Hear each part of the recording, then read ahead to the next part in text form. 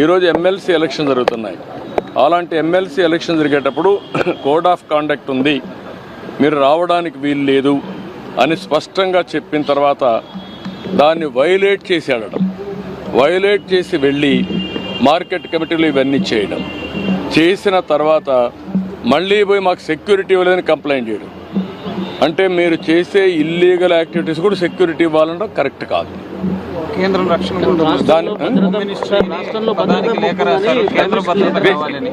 This is where నేను అనేదంటే ఎప్పుడు కూడా రాజకీయ పార్టీల్లో ఉండే నాయకులం ప్రజాస్వామ్యయుతంగా ప్రవర్తించాలి.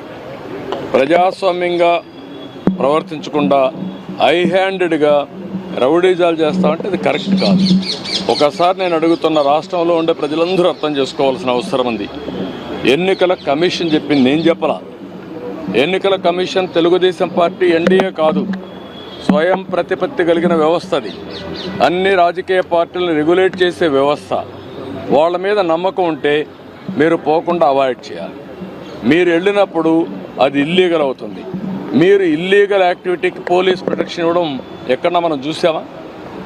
మీరు అడగడం ఏంటి? నువ్వు పోయిందే హై హ్యాండెడ్గా ఇల్లీగల్ యాక్టివిటీ చేసినప్పుడు నాకు పోలీసులు కూడా రావాలన్నా వెనకాలంటే రేపు రాబోయే రోజు నువ్వు నేరాలు చేస్తానంటే పోలీసులు చూస్తూ మీ దగ్గర రావాలన్నా? ఇది కరెక్ట్ అప్రోచ్ కాదు.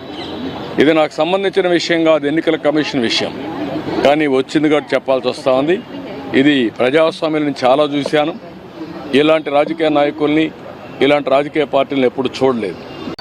ఒక ప్రభుత్వం చేసే తప్పుడు విధానాల వల్ల, సరైన సమయంలో యాక్ట్ చేయకుండా పోయేదాని వల్ల ప్రజలు ఏ విధంగా నష్టపోతారో ఇదొక ఉదాహరణ. ఆంధ్రప్రదేశ్ రాష్ట్రంలో ఏ ప్రోగ్రామ్ సరిగా జరగలేదు. సెంట్రలీ స్పాన్సర్ స్కీమ్స్ అన్నీ కూడా నిర్వీర్యం అయిపోయినాయి. దీనివల్ల ఒక్క ప్రాజెక్టు కూడా అమలు చేసే పరిస్థితి లేదు. ఈరోజు ఈ ప్రభుత్వం వచ్చిన తర్వాత 93 సెంట్రలీ స్పాన్సర్డ్ స్కీమ్స్ని వాళ్ళు డీఫంక్ట్ చేస్తే, అవి ఖర్చు పెట్టి ఆ డబ్బులు డైవర్ట్ చేస్తే మేము ఆ డబ్బులంతా ఖర్చు పెట్టి యూసీలు ఇచ్చి మళ్ళీ ఇప్పుడు ట్రాక్లో పెట్టే పరిస్థితికి వచ్చాం. అంటే ఈ విధంగా సెంట్రల్ ఇచ్చే స్కీమ్స్ అన్ని ఉపయోగించుకుంటే రాష్ట్రంలో ప్రయోజనాలు వస్తాయి, ఉపయోగించుకోకపోతే ఇలాంటి సమస్యలు వస్తూ ఉంటాయి. ఒక భయంకరమైన పాలన. అదే మాదిరిగా ఆ రోజు చేతగాని పరిపాలన వల్ల చాలా సమస్యలు వచ్చాయి. ఒక్కొక్కటి ఆ సమస్యలను పరిష్కారం చేసుకుంటూ ముందుకు పోతున్నాం. అందులో ప్రధాన సమస్య జల్ జీవన్ మిషన్ కూడా. దీనివల్ల ప్రతి ఒక్క ఇంటికి ట్యాప్ ద్వారా సస్టైనబుల్ వాటర్ వచ్చే విధానానికి స్వస్తి పలికారు. దెబ్బతీసే పరిస్థితికి వచ్చారు. ఇప్పుడు మళ్ళా కేంద్రంతో 27,000 కోట్లే కాకుండా నెక్స్ట్ ఫేజ్లో మళ్ళీ 54,000 కోట్లు కావాలి. ప్రతి ఒక్క ఇంటికి నీళ్లు ఇవ్వాలంటే ట్యాప్ ద్వారా. దాన్ని కూడా వర్కౌట్ చేయాల్సిన అవసరం ఉంది. ఏ విధంగా వర్కౌట్ చేయాలో in course of time work out చేస్తారు. YSRCP leader has been arrested and the anticipatory bail of his has been denied. So in TDP office attack issue, what would you like to say on that? No, I don't want to comment anything. Law will take its own course of action. Anybody will commit mistake. There is no politics here. Only law will take its own course of action. No, what I am saying, రాజకీయాల కోసం చేయడం కాదు.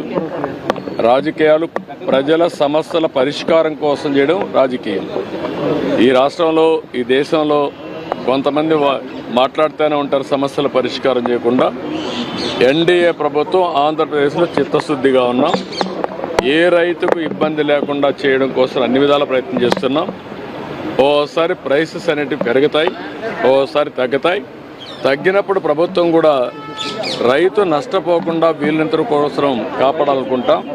అట్లని చెప్పేసి ఎవ్వరూ ఏం చేయని వాళ్ళు కూడా ఇప్పుడు వచ్చి మాట్లాడే పరిస్థితికి వస్తారు. మొట్టమొదటిసారిగా మిరప రైతులకు నష్టపరిహారం చెల్లించిన ప్రభుత్వం తెలుగుదేశం ప్రభుత్వం. 138 కోట్లు ఎప్పుడో ఇచ్చాం. మళ్ళీ రెండోసారి ఏదైనా డబ్బులు ఇస్తున్నా అంటే ఎన్డీఏ ప్రభుత్వం ఇస్తున్నాం.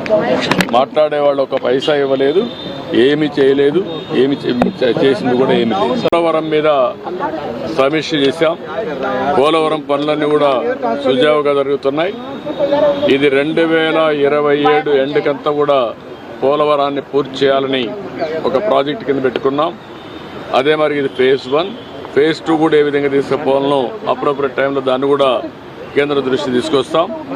అదే సమయంలో నదుల అనుసంధానం కూడా ఆంధ్రప్రదేశ్ రాష్ట్రం చివరి రాష్ట్రం. సముద్రంలోకి పోయే నీళ్లు కానీ రాష్ట్రంలో ఉపయోగించుకోగలిగితే కరువు లేకుండా చేసే అవకాశం ఉంటుంది. దానికి కూడా ఏదైతే పోలవరం నుంచి బనకచెర్ల వరకు ఏ విధంగా తీసుకుపోవాలి దీనికి కేంద్ర సహకారం కూడా అడిగాను. ఈ 2 ప్రాజెక్టులు అధ్యయనం చేస్తున్నారు, తొందరలో వస్తారు. మూడోది, గడిచిన ప్రభుత్వం జల్ జీవన్ మిషన్ ఉంది. జల్ జీవన్ మిషన్లో గ్రామీణ ప్రాంతాల్లో ప్రతి ఒక్క ఇంటికి సురక్షితమైన మంచినీళ్లు, అది కూడా రిజర్వాయర్లను తేవాలని చెప్పి చాలా స్పష్టంగా పెట్టారు. దేశం అంతా బ్రహ్మాండంగా ఉపయోగించుకున్నారు. ఆంధ్రప్రదేశ్ రాష్ట్రంలో 1% కూడా ఉపయోగించుకోలేని పరిస్థితికి వచ్చారు. దీనివల్ల 27,000 కోట్ల రూపాయలు శాంక్షన్ చేయించి అది కూడా బోర్ల ద్వారా నిండిస్తానే పరిస్థితికి వచ్చారు. దీనివల్ల చాలా నష్టం వచ్చింది. ఒక యూపీలో ఇప్పటికే 52,000 కోట్ల రూపాయలు జల్ జీవన్ మిషన్లో ఖర్చు పెట్టారు. కొన్ని రాష్ట్రాల్లో పెద్ద ఎత్తున ఖర్చు పెట్టారు. గుజరాత్ లాంటి రాష్ట్రంలో ఇంటింటికి ట్యాప్ ద్వారా సస్టైనబుల్ వాటర్ ఇచ్చే పరిస్థితికి వచ్చారు. ఆంధ్రప్రదేశ్లో మాత్రం పూర్తిగా నిర్వీర్యం చేసే పరిస్థితికి వచ్చారు. అయితే ఇటీవల కేంద్రం ఏదైతే ఈ స్కీమ్ ఉందో దీన్ని రివైజ్డ్ గైడ్ లైన్స్లో 2028కి పూర్తి చేయడానికి ముందుకు వచ్చారు. అంటే ఆ రోజు శాంక్షన్ అయిన డబ్బులు మాత్రం ఇస్తామని. దానివల్ల ఆంధ్రప్రదేశ్ రాష్ట్రానికి 27,000 కోట్లే వస్తుంది. ఇంకొక 54,000 కోట్లు కావాలి. అది స్కీమ్లో కూడా లేదు. ఇప్పుడు దాని మీద కూడా కేంద్రంతో సంప్రదించాల్సిన అవసరం ఉంది. ఈ 27,000 కోట్లకు డిపిఆర్స్ తయారు చేసి ముందు శాంక్షన్ చేయించుకోవడం, మిగిలిన ప్రాంతాలకన్నిటికీ మళ్ళీ కేంద్రాన్ని ఒప్పించి, ఇది దేశం అంతా కూడా ఉపయోగించే ప్రాజెక్టు కాబట్టి ఆంధ్రప్రదేశ్ రాష్ట్రం ఒకటే కాదు, దాన్ని కూడా ఫాలో అప్ చేస్తాం.